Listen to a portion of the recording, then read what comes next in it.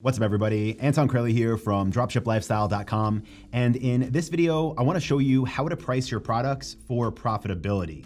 This is something that's extremely important, and it's a way that you can make sure when people go to your website, when they go to your online store, and they actually buy something, that you will make money. Not that they'll buy it and you'll send the order to your supplier and you'll realize that there's no money left over, or even worse, you lost money.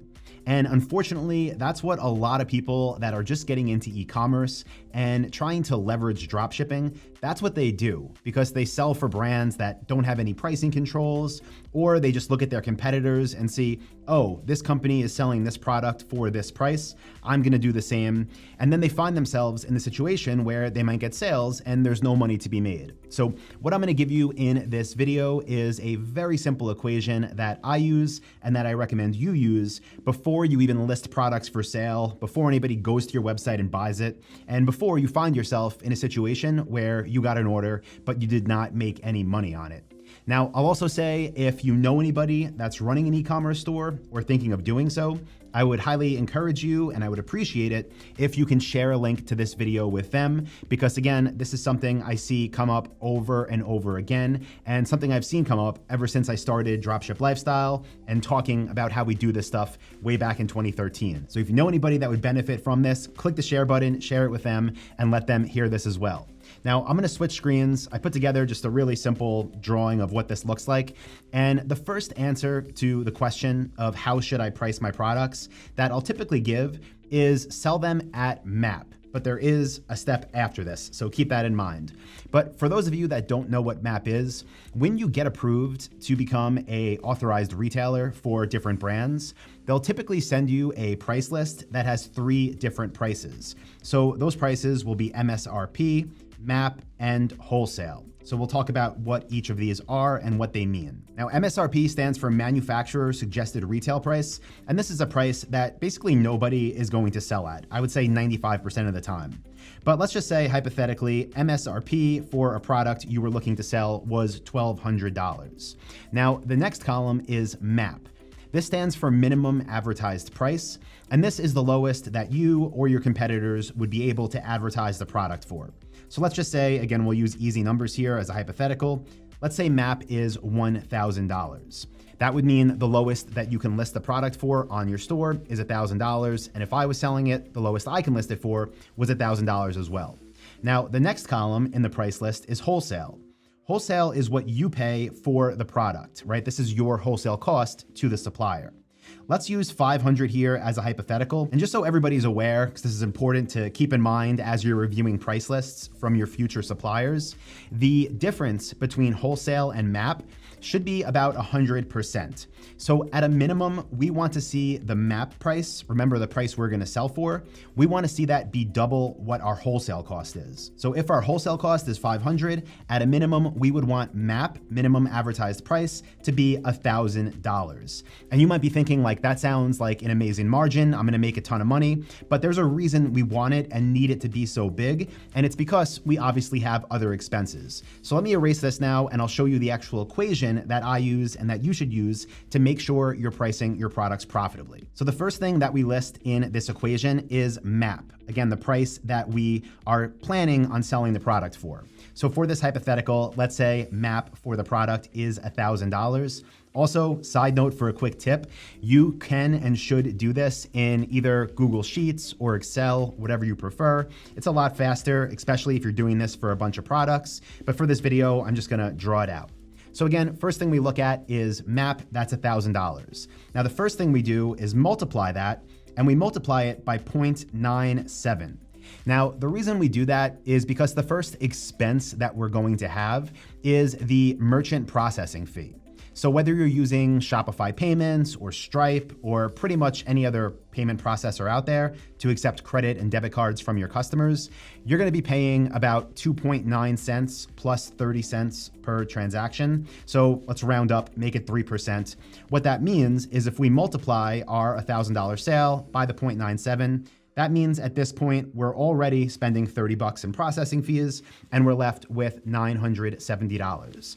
Now, the next thing that we do, and that you should do too, is subtract the wholesale cost. So I'm just gonna put W here for wholesale, and let's use the number we just came up with, which was $500 as our wholesale cost. Again, you're gonna get this number and you're gonna see this number from your price sheets that you get from your suppliers. Now, after we subtract that, in this scenario, we would be left with $470. But again, we're not just making $470 profit because we have more expenses. And on all of our stores, all of our dropshipping stores, we offer free shipping. And I get questions about this, but when I say we offer free shipping, it doesn't mean somehow like the products magically ship for free. It means our customers don't pay for shipping and we cover that cost. The reason we do this is because basically every other online retailer does and has for probably a decade now. So, if we were gonna be the one company that says, hey, pay us $150 to ship this thing and everybody else says it's free, no one's gonna buy, right? So we offer free shipping on all of our e-commerce stores. Now, the number that we use here in this equation for shipping is not an exact number. It's an estimate. And the reason is because shipping costs vary. Let's just say, again, hypothetically, the product that I was selling was the stand-up desk that I'm at right now. And let's say that this product sold for $1,000 at MAP. Now, let's also say that the supplier that makes this and that stores it was located in North Carolina. That's where their warehouse was. Well, if somebody buys this from me and it ships to North Carolina, it's not going to cost that much money. But if somebody buys it from me and they're in California, obviously it's going to cost more to ship because it's shipping cross-country. So what we like to do is find an average shipping price for the product. So what I would do here and what I would encourage you to do is go to any different freight broker. There's tons of freight brokers out there that you can go online and get free quotes with, and go ahead and put the shipping address, the shipping location, as your stand-up desk supplier in North Carolina, whatever their address is. And then for the shipping location or destination, put an address that's local, maybe something else in North Carolina. Maybe put an address in New York, put an address in Florida, put an address in California, and try to get an average of what it costs to ship the product throughout the states or throughout whatever country you're doing business in. So let's just say I did that, I ran the numbers, and again, for simplicity, I found that the average shipping cost was $150. Well, I would subtract that from my $470, and at this point, I would be left with a potential profit of $320. Now, $320, right, for a product I sold for $1,000 would mean I would have a 32% net profit margin if I didn't pay $1 for ads. And this is important because as you're doing these equations, you might find that that 32% is much higher, and you might find that it's much lower. If it's much lower, you might have a problem, especially if it comes to paid traffic. And you might find yourself in a situation where maybe this 32% was 20%. And then maybe you'd want to reach out to your supplier and see if you can negotiate a better wholesale cost. If that didn't work, maybe you find it that it's still worthwhile to upload the product to your store and then rely on free traffic to get the sales for it. So that can be Google product listings, not the paid ads, but the free product listings. That can just be organic traffic through Google or Bing or social. That can be referral traffic, like somebody bought from you and then told their friend and then their friend bought from you. So maybe if the margin's not high enough, you just want to list it on your store and rely on free traffic to sell that product. Now, for me, I am always willing to spend up to 10% of MAP in order to acquire a sale. But the key is I have to be able to do that profitably. So let's look at what that would mean for this equation right here. Well, the cost, right, the product price that I'm selling it for is $1,000. So 10% of that is $100. So I would want to be able to spend up to $100 for my CAC, my customer acquisition cost. What that would mean is if I can hypothetically spend $100 on Google Ads, and every time I did that, somebody would buy this product from me for $1,000, I want to be able to do that all day long. I want to be able to spend more and more and more and keep those sales coming. But what we need to do is factor that in to our total profit.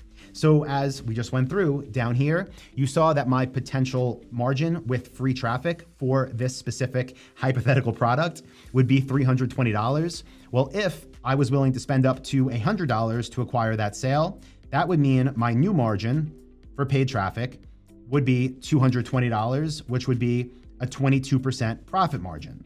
So for me, you know what? Normally I would say, okay, like that's not the worst thing in the world if it's a couple products here or there, but my goal is always try to figure out how can we get that margin even higher?